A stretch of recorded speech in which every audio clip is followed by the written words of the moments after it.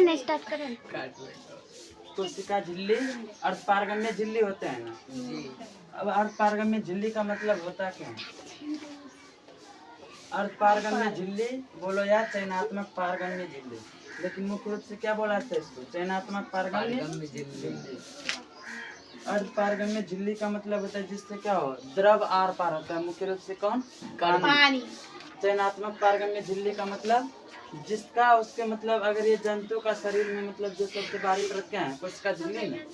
इस जंतु के शरीर में जो सबसे बाहरी परत कोशिका झिल्ली है, उससे ये किसको आर पार होने देगा? जिसका शरीर में आवश्यक है उसको अंदर जाने देगा, और जिसका शरीर में आवश्यक नहीं उसको शरीर से बाहर कर। जैसे कि पसीना आता है ना, तो कोशिका झिल्ली से होकर बाहर आता है ना। और तुम्हारा जैसे CO2 O2 कोशिका मतलब कोशिका झिल्ली जैसे ये सब छिद्रन सब बाहर सब होता है किसके द्वारा? कोशिका झिल्ली का छिद्र नहीं है ना, उसी के माध्यम से तुम्हारा अंदर क्या जाता है? CO2 O2 और या कोई भी पदार्थ जिसका शरीर में क्या हो, आवश्यक हो, और जिसका आवश्यक नहीं हो उसको अंदर जाने नहीं देता। कौन? कोशिका झिल्ली। इसलिए इसको क्या बोला जाता है? चयनात्मक पारगम्य झिल्ली या अर्ध पारगम्य झिल्ली।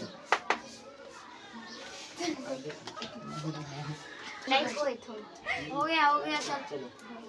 कोशिका झिल्ली और कोशिका भित्ति पढ़ लिए हैं ना। अब इसमें पढ़ना जीव द्रव और केंद्रक। तो पहले जीव द्रव से पहले जीव द्रव चलो पढ़ते। जीव द्रव कहते किसको हैं? साइटोप्लाज्म को।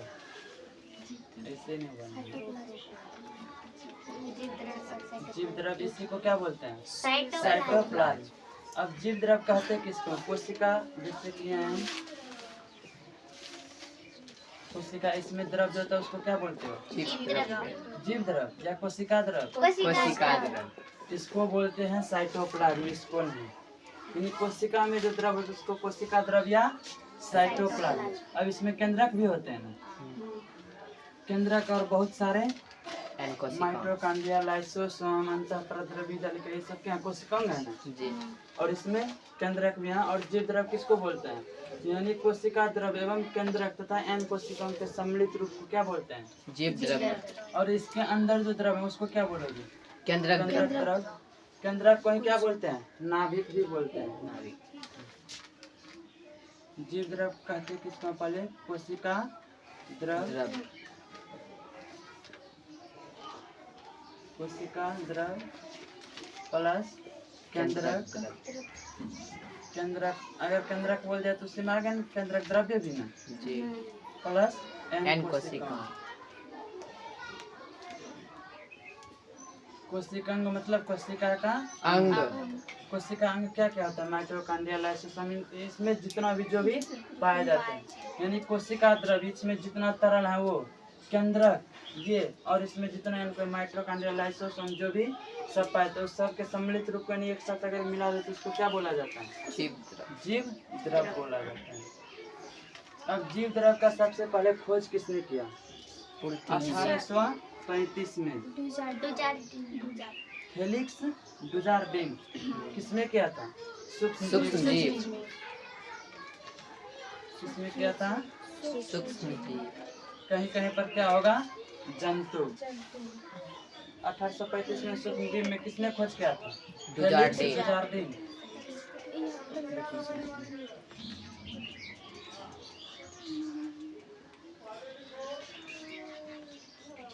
डुजार्डिन किसमें? सूक्ष्म जीव में।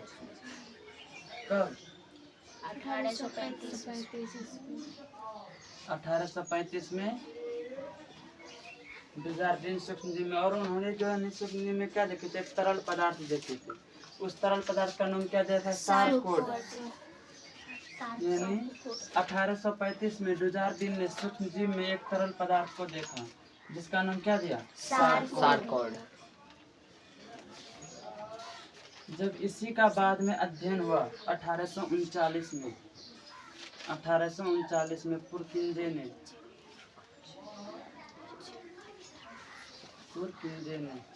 किसमें? पादप में। किसमें? पादप में, यानी पेड़ पौधे में। और इसी जो यानी सूक्ष्मजीव में इन्होंने जिस तरल पदार्थ को सारकोड बोला था उसी का जब अध्ययन किया तो इनको जो तरल पदार्थ मिला उसका नाम क्या दिया? जीव द्रव। यानी मतलब कि जीव द्रव किसी भी जीव को जीवित रहने के लिए यानी वो द्रव जिसमें पाया जाएगा वही वो क्या होगा जीव जीवित होगा। उसी से रिलेट करके इसका नाम क्या दिया जीव द्रव। यानी इसी सार कोड का नाम क्या पड़ा जीव द्रव।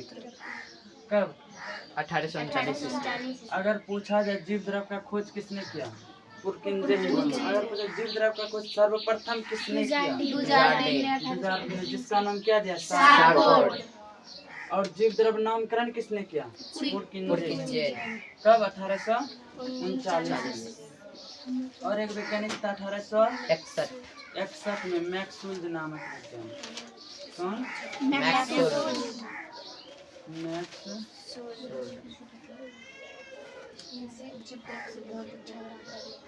यहाँ पर प्रभी रहता है मैक्सवेल। इन्होंने जीव द्रव सिद्धांत दिया था। क्या दिया था जीव द्रव्य सिद्धांत। जीव द्रव्य सिद्धांत। कहीं जीव द्रव कहीं जीव द्रव्य अलग अलग जीव द्रव्य सिद्धांत दिए। इसमें इन्होंने क्या बताया था जिसमें मतलब जीव द्रव एक पिंड है जिसके अंदर क्या यानी जीव द्रव एक पिंड है जिसके अंदर एक केंद्रक पाया जाता है। किसने बताया था मैक्सवेल जीव द्रव सिद्धांत। इसमें बताया था जीव द्रव एक पिंड है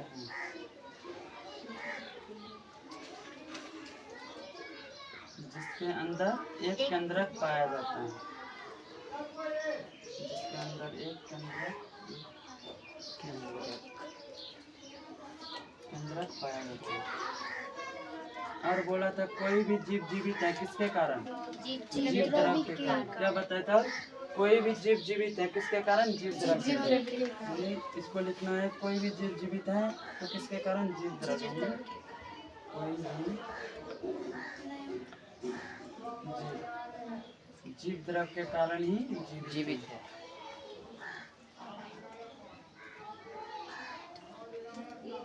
जीव द्रव के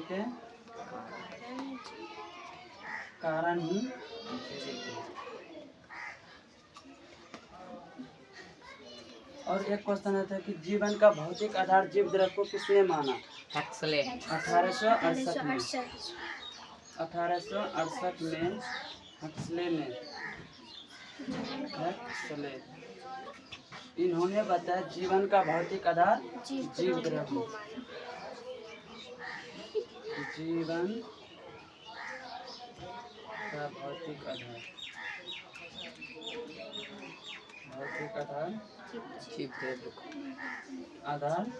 जीव द्रव है जिसके कारण कोई भी जीव जीवन का भौतिक आधार जीव द्रव है। अब देखो इसमें तुम्हारा क्वेश्चन आता है कभी कभी से कोई भी जीव द्रव्य के कारण है या पूछे कोई भी जीव जीव द्रव्य के कारण जीवित है। ये किसने बताया मैक्सवेल। जीवन का भौतिक आधार जीव द्रव है यह किसने बताया। और इसमें भी ये जो रहा था लेकिन उसमें क्वेश्चन क्या होगा तुम्हारा भौतिक आधार जुटा हुआ रहेगा। इसे जीवन का भौतिक आधार जीव द्रव अर्थात कोई भी जीव जीवित है जीव द्रव के कारण ये किसने बताया। अगर उसमें देखना जीवन का भौतिक आधार ये वर्ड आ गया और उसमें और कुछ भी लिखा है किसमें टिक करोगे अगर सिंपल पूछे कोई भी जीव जीव द्रव के कारण है या किसने बताया मैक्सवेल। यह पूछ जीवन का भौतिक आधार जीव द्रव है हक्सले 1868 समझ में आ गया इतना। और जीव द्रव किसको कहता है कोशिका द्रव प्लस केंद्रक प्लस एन कोशिकांश। कोशिका द्रव कोई दूसरा नाम है इंग्लिश में क्या साइटोप्लाज्म क्या बोलते हैं साइटोप्लाज्म प्रोटोप्लाज्म बोलते हैं जीव द्रव को क्या बोलते हैं प्रोटोप्लाज्म।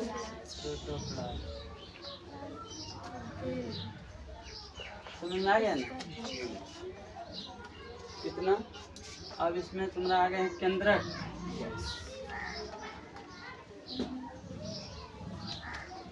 केंद्रक का खोज कब किसने किया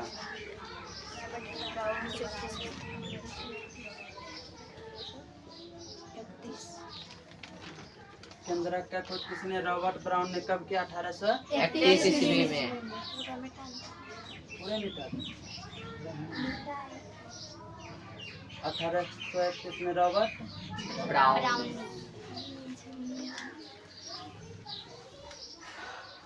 आर्किड पौधे के जड़ जड़ में में। किसमें?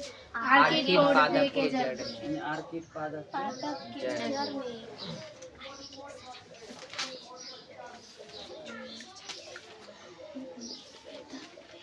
आर्किड पादप का एक प्रकार का पुष्प यानी सजावटी पौधे, यानी जिस फूल सबसे यानी जिस पौधे से क्या करते हैं? कोनो फंक्शन होता है सजाते हो ना, यानी आर्किड पादप बेवकूफ है, देख नहीं सकता इसको। ये सब इतना डर इसमें रॉबर्ट ब्राउन आर्किड पादप के जड़ में। आर्किड पादप एक प्रकार का क्या है? सजावटी पौधा।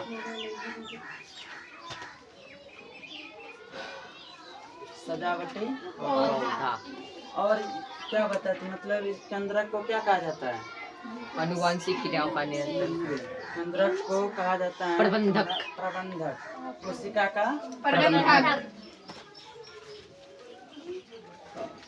कोशिका का प्रबंधक।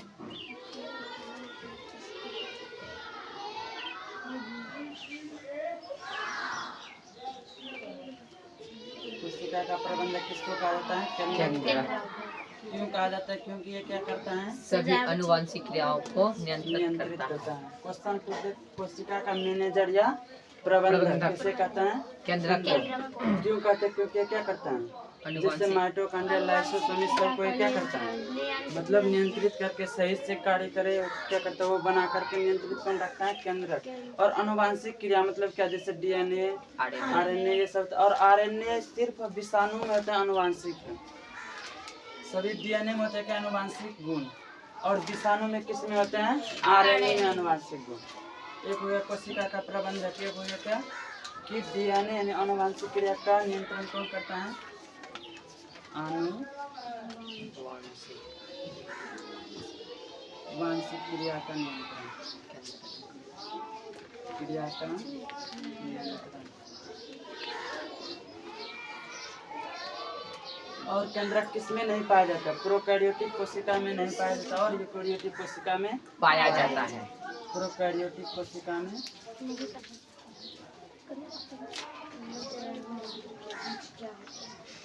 प्रोकैरियोटिक कोशिका में नहीं पाया जाता। और प्रोकैरियोटिक में कौन आता है? जीवाणु, साइनोबैक्टीरिया।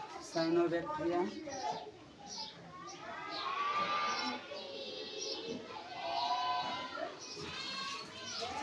साइनोबैक्टीरिया। इसी का दूसरा नाम क्या? नील हरित शैवाल। नील हरित शैवाल। इसमें क्या होता है? या तो अल्प विकसित होते हैं या तो होते ही नहीं। क्यों नहीं होता? इसमें हिस्टोन प्रोटीन की मात्रा कम होती है। कम होती है तो सही से नहीं होता है। यानी केंद्रक के निर्माण के लिए हिस्टोन प्रोटीन कितना होना चाहिए? 5%। यानी उस केंद्रक के निर्माण में कुछ भी मिला लेकिन कम से कम कितना? 5% उसमें हिस्टोन प्रोटीन होना चाहिए, तभी केंद्रक का निर्माण होगा, नहीं तो नहीं होगा। यानी कि अगर इसमें नहीं तो इसका मतलब 5% क्या होता है? केंद्रक नहीं हो। केंद्रक ना मतलब हिस्टोन प्रोटीन की पूर्ति इसमें नहीं होता है, जिसके कारण केंद्रक का निर्माण प्रोकैरियोटिक कोशिका में नहीं होता है। इतना। और ये होता है केंद्रक यानी कोशिका विभाजन होता है ना। कोशिका विभाजन के कितने अवस्था? 4। कोशिका विभाजन के 4 अवस्था। कोशिका किस विभाजन के बात में? यूकेरियोटिक के ना। कोशिका विभाजन के 4 अवस्था। पीमैट यानी प्रोफेज, मेटाफेज, एनाफेज, टीलोफेज और एक टीलोफेज। अब प्रोफेज में क्या होता है? मतलब प्रोफेज में होता है कि कोशिका विभाजन शुरू होता है, केंद्रक आपस में टूटने के लिए मतलब आकृति बदलना शुरू प्रारंभ कर। किसमें? प्रोफेज। और मेटाफेज में क्या होता है? केंद्रक पूर्ण रूप से सही से दिखने लगता है। मान लो ये कोशिका है ना कोशिका, और तुम जानते हो कोशिका विभाजन से पहले क्या होता है? देखना नहीं, कोशिका विभाजन से पहले क्या होगा? केंद्रक ना कोशिका विभाजन से पहले क्या होता है? केंद्रक विभाजन में।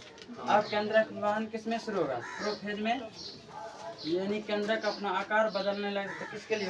अलग होने के लिए। ठीक, तो फिर आता है तुम्हारा मेटाफेज। मेटाफेज में केंद्रक क्या होता है? साफ साफ बीच में दिखने, मतलब दिखने लगता है। किस अवस्था में केंद्रक दिखने लगता है? मेटाफेज में। और एनाफेज में क्या होता है? केंद्रक यानी गुणसूत्र दिखने लगते हैं। मतलब यह है ना, जैसे तुम ये पढ़े हो क्या होता है? ये केंद्रक के अंदर क्या होता है? क्रोमेटिन का जाल होता है, यानी कि मेटाफेज में ये अलग हो जाता है। एनाफेज में क्या होता है? ये इसका जो बाहरी परत है केंद्र का, ये हट जाता है, यानी तुम्हारा गुणसूत्र ऐसे क्या होता है? ये दिखने लगता है। किसमें? कोशिका में। न समझ आया कि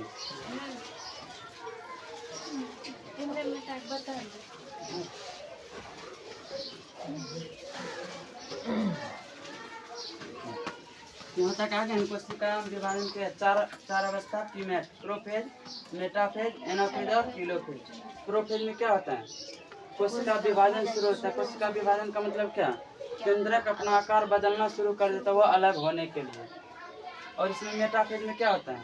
केंद्रक का जो बाहरी परत है ना, वो क्या होता है? हट जाता है।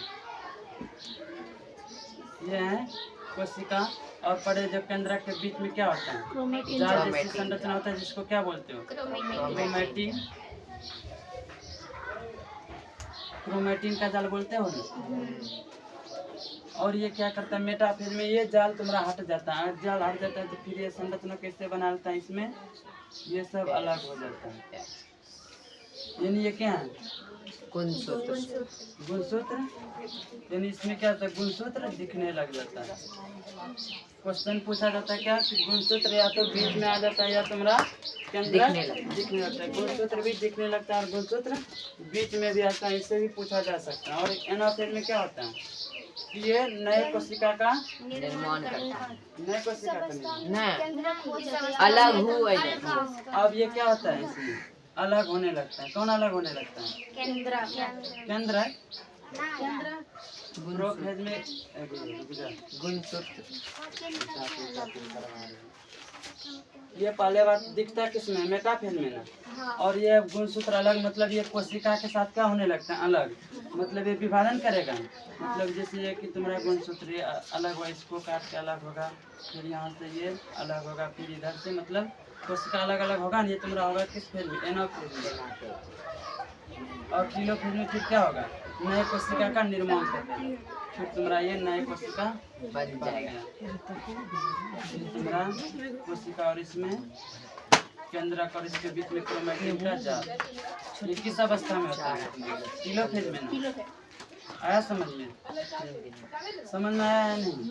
मतलब इसमें गुणसूत्र क्या होता है? इसमें कोशिका के साथ होकर अलग होना शुरू हो जाता है। और इसमें टीलोफेज में पूर्ण रूप से अलग होकर नए कोशिका का निर्माण कर देता है। आगे समझ में? ये बताने का था बस। इसमें एक बताना था कि मेटाफेज में क्या होता है? केंद्रक दिखने लगता है। इस पॉइंट में लिख सकते हो केंद्रक सीन, मतलब केंद्रक कब दिखता है? केंद्रक